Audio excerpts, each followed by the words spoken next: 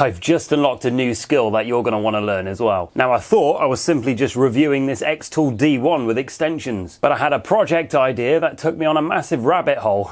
I'm really glad it did because I learned something new. So let me take you on the journey where I review this and I find out a lot of things wrong with it.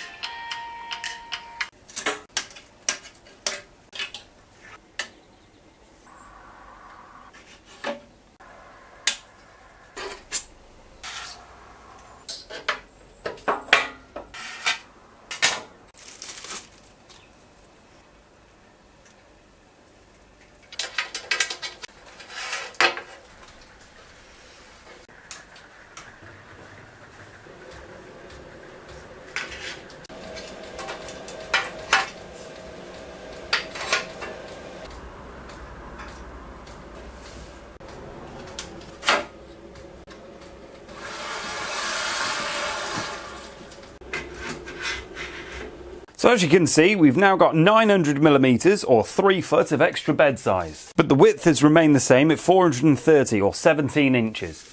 So if you increase the size of a machine, you're also going to increase the inaccuracies. But that depends on how well it's been made. The biggest issue is how accurately we can get the laser head to home. That's going all the way back to its start position. Now if the laser head is travelling all this distance over here, we do a little engraving or we want to do a repeat element so another product goes in that exact same position. We want to make sure that when it goes all the way back home and back out again, it's going to be in the same place. So here's a bit of cardboard, let's test it. Ow. Right, click home. Right, so on Lightburn, you can see I've updated the size of the bed. You can see we put a square all the way at the bottom. Let's mark that on the cardboard.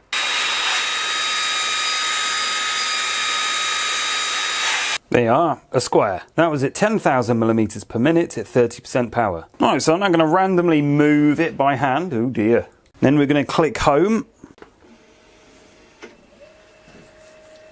Glasses on in play.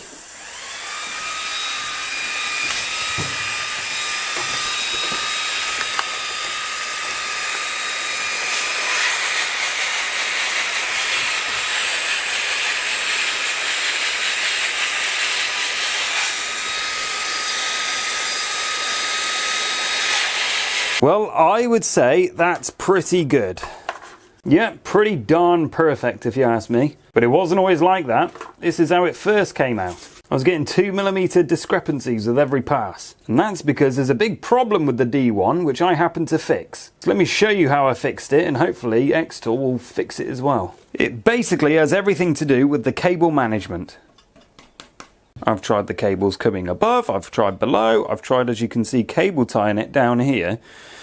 But every time it homed, it would press this cable against the back here and would just boop, pop it forward just that tiny bit, making it inaccurate when using the home position. Easy fix, let me show you what I did. So the D1 basically uses proxy sensors. The sensors don't touch anything, there's no switch at all, it basically senses the moment it reaches this metal clip here. Notice the position of the holes there. I've essentially moved it forward 1 bolt hole. So now when it reaches the home position, it's not getting that pushback by that dangling cable. So another flaw in the design are these little holes that span the length of the gantry. Those are there to accept a cable tie.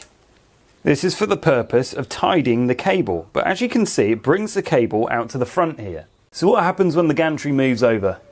Oh look, it's hitting against the motor.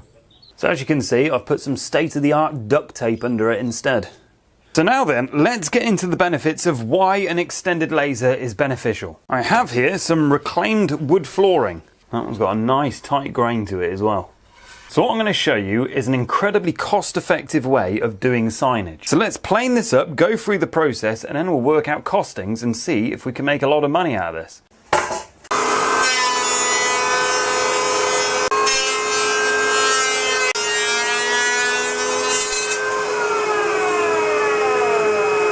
Okay, so here are my boards, all nicely finished. I spent roughly 15 minutes planing and sanding these. If I had a thicknesser, that would be a lot faster. That's something I'll invest in the future. And what we're not doing is just simply engraving this wood. This is a very big piece, it will take too long. So instead we're using another method. And what we're doing is stenciling, which essentially means we're going to mask off the top, we're going to cut the shapes out, and then we're going to paint over it. You're about to find out it's not that simple. So before I potentially ruin these pieces of wood again, I've planed and sanded some pallet wood for us to try all the techniques on. So then, I'm going to move that one there and that one there actually. So for masking off, we're going to use some of this. This is a brown paper tape and it's biodegradable. Also, the laser cuts through it really easily, so I really want this to work if I can make it. I've also got some standard masking tape. Now what it has been doing is reflecting the laser slightly, so you can't go as fast as you can with that one. But we'll explore why this might be a better option. But because of frustrations you could probably guess that I've been having, I've also got the top of the range frog tape, because why not? If you've not heard of this stuff before, I've put a link in the description, so if you want to get some, it's right there for you. Alright, so let's stick it on.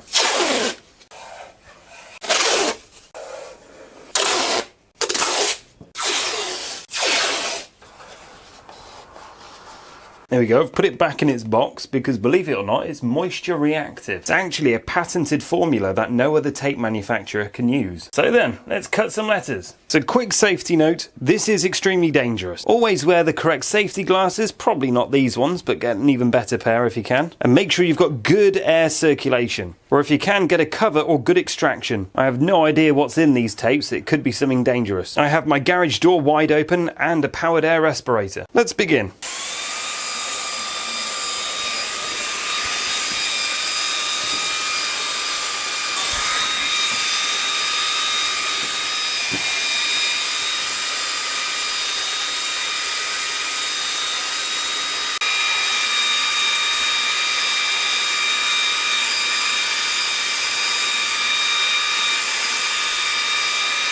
Well, as you can see, those cut pretty well. To be fair, there is a little bit of wobbling because I'm going super fast. These two middle plants were at 5,000 millimeters per minute. These two planks were done at 8,000 millimeters per minute. So yeah, I think if we went slower and turned the power down, you'd get a much more cleaner line. Each one of these letters, though, took only 9 seconds to cut. So what we'll do now, though, is we'll pick out the negative. So this will probably be the most time-consuming part of the process. Satisfying though.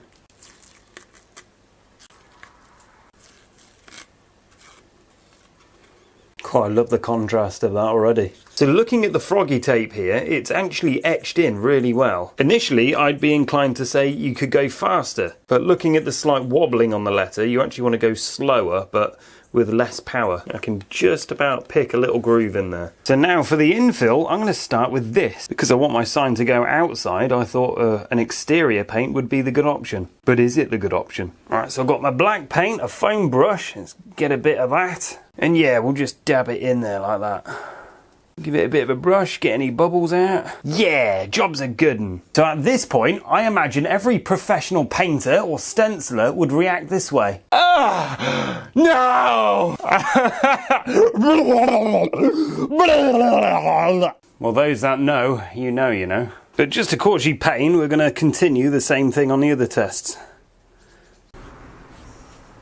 Because why wouldn't it have worked? Oh, how naive I was. So as you've probably guessed, something called bleeding happens. Let's try the next technique of sealing around the tape first. For that, I'm going to try some clear yacht varnish. Let's get some of that in there. Am I doing it right? So while I'm waiting for the yacht varnish to semi-dry, I've got another technique to try. I've loaded my foam brush again with some black paint, and this time I'm going to get rid of it into this paper towel. Now it sounds counterintuitive, it is, but watch.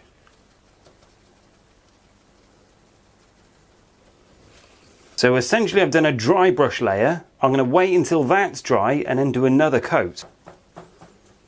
So I had a thought that I've not seen anyone else try, and that is to use a jumbo acrylic marker.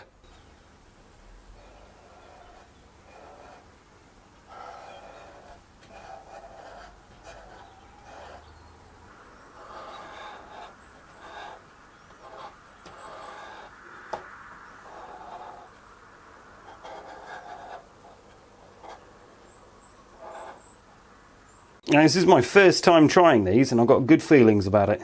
So it's been a few hours now for the yacht varnish. Still just a little tacky, but I'm going to go for it.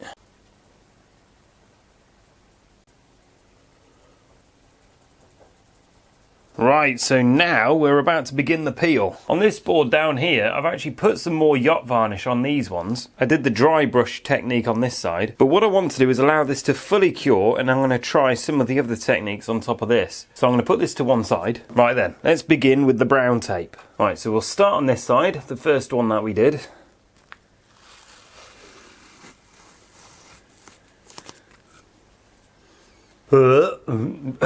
Excuse me. Right, so now the side with the yacht varnish. Better, but still not great at all. So, dry brushing. Well, that's a much better result. But even still, there is bleeding. So I have no idea what to expect on the marker. Let's have a look. The tape actually pulled the wood off in that area. But look at that, we're still getting heavy bleeding come through. That is very disappointing. So then, official masking tape. Let's see if that's done any better.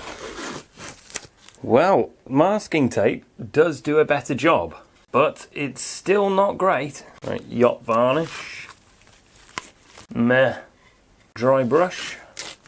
Definitely works a lot better, doesn't it? Looking closely, that's actually very good. I think these bleed lines are not from the paint. I think that's actually from the laser cutting. Acrylic marker then. Now that is more like it. Although I actually suspect a combination of things here. So firstly, the masking tape doesn't absorb the paint, it's meant to create an actual barrier, whilst the paper tape absorbs it. I don't know if you can see it, but the groove is a lot deeper on this one. I actually went slower to penetrate through the white masking tape, but I actually went in a lot deeper, and I think that's actually helped. So let's have a look at the expensive froggy tape, see if that's done any better. So the sacrilege method. So you can see what's happening, it's actually bleeding underneath the tape. That paint is just being absorbed by the wood, so there's no way the masking tape's going to help. Check on the yacht varnish. So I suspect the yacht varnish needs to dry for a lot longer. That was actually quite hard to say that. I had a suspicion that was the case, which is why I left that on the other one. Okay, so dry brush. Much, much better. And finally, the acrylic pen.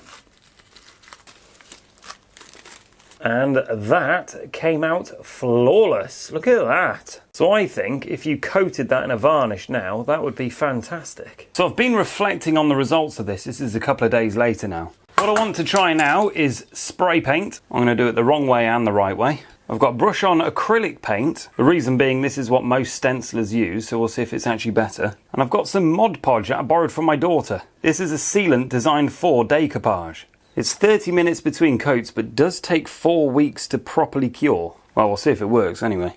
Also, I realised I was being quite wasteful with the marker, so I'm going to try and use a better technique in applying this. I'm going to stop using the official masking tape because it leaves a burn residue behind it, whilst the paper tape and the frog tape leave no trace.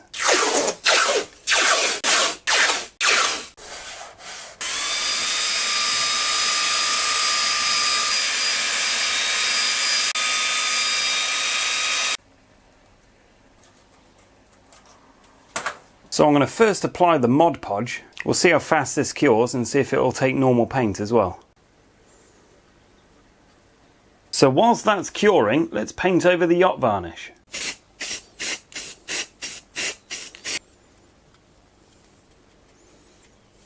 So now I think I'll remove this straight away, I think.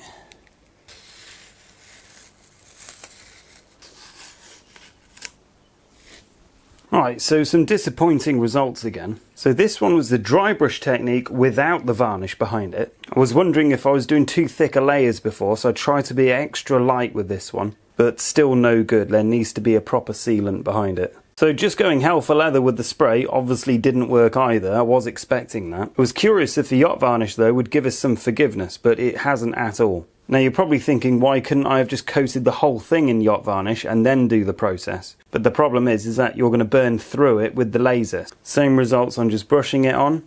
Now, but what is interesting is the just standard acrylic paint has worked out perfectly. I've got the tiniest little bleed there, but that actually happened after I pulled the tape off. So I'm curious to know if this works without a sealant. So these have been curing for just over an hour now. Feels dry to touch, so let's go for it.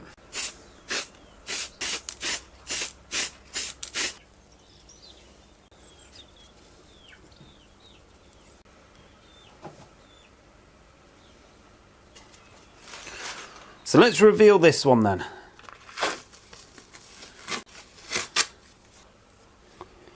Wow, that is incredible results. We'll start here. There was no sealant on this one. That was just doing very light coats of spray paint. So not just going at it, you've literally got to do little fine mistings. But what I don't like about that technique is the overspray. To me, it just seems so wasteful to use spray cans, so I don't think I want to go down that route. I'm going to discount this one because that was just overspray from these two. Now this one had the Mod Podge and I just went for it without really thinking about it. And as you can see, it's come out absolutely fine. In fact, it's got a little bit of a sheen on it, which is interesting. This one here was hand brushed and as you can see, it's still bleeding through even with the Mod Podge. This was acrylic paint on top of Mod Podge and came out absolutely perfect. And this one is the acrylic pen with Mod Podge, and look at that luster. That has come out wonderful. So I am very pleased that I finally got just the normal brown tape to do this. And I think other than hand brushing, any one of these methods would work fine. But how much better is the frog tape?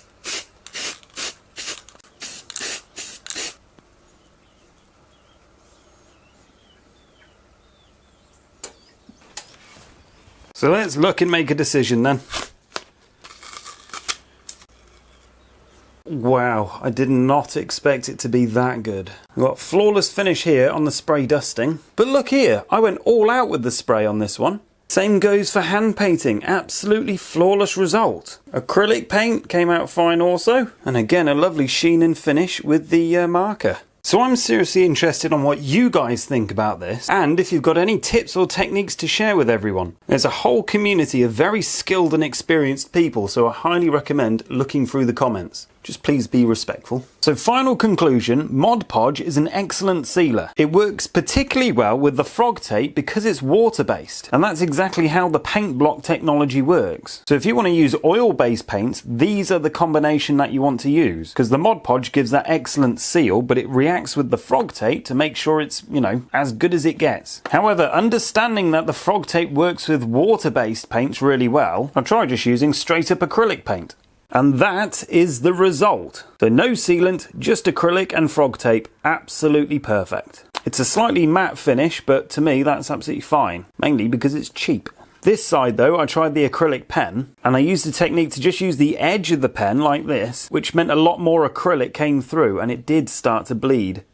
So with the newfound knowledge, I think I've made a decision on how I'm going to make my sign. So let's jump into Lightburn and design it then. I'm going to go to the text edit tool here and click anywhere on my page. And now I'm going to write fresh home produce. Right, I'm going to change the font now. I'm going to choose Pristina. So I think that now looks both clear and inviting, which is what I want. Now I'm going to create a box. I'm going to make that a separate layer, so I've coloured it blue. So now I'm going to make it the same width as my board. So that is 780 by 150.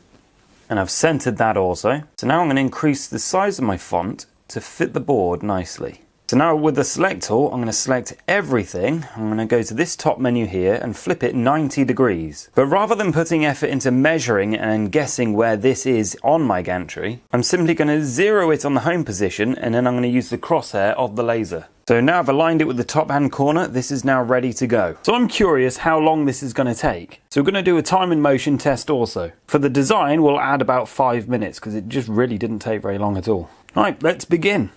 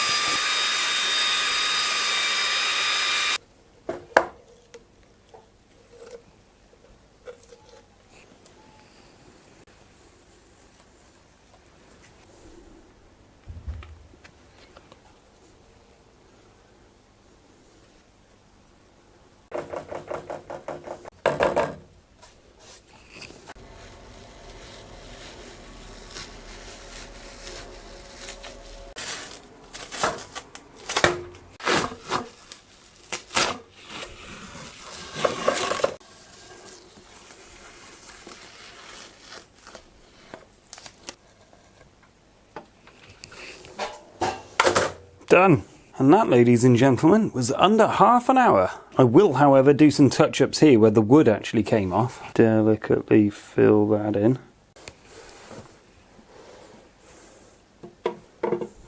So there you have it. So you're now going to want to hear what the time in motion tells us. According to Lightburn, the actual cutting out was only 2 minutes and 38 seconds. However, the time in motion tells us that with all the setting up, it was 6 minutes 42 seconds. What's really interesting about that is if we did this as a full engraving, it would actually have taken over 9 hours to complete. Now, if you're happy to let this run in the corner somewhere for 9 hours, I guess that's okay. You can crack on with other stuff. But I'm very impatient and I would rather keep putting product into this machine every 6 minutes 42 seconds. Right, so what does that mean if we want to do this as a small business? So if whilst this is cutting, we're actually painting and removing the tape of another one, I believe that means we could get a set of these done every 20 minutes. So for me, I would have a running cost of £35 an hour. That's to include wages and workshop expenses, but no profit. Profit now comes after. Now I believe that the value of this is about 80 quid. So at 20 minutes a piece, that's £240 an hour. 240 minus 35 is £205 profit. And if I've calculated that correctly, that's a 685% profit margin. Now, as I've said before, profits are to invest in your business. And this machine that we've bought has got to pay for itself. So there are massive discounts available for this, so do check them in the description. But the D140 watt plus extensions is roughly £18.50, I think. So if we divide that by the £205 profit an hour, it would only take 9 hours to pay for the machine. Now to me, that doesn't even equal a day's work. You could easily do a 12-hour day with one of these. You could even hire a friend to do a night shift and sweat the assets.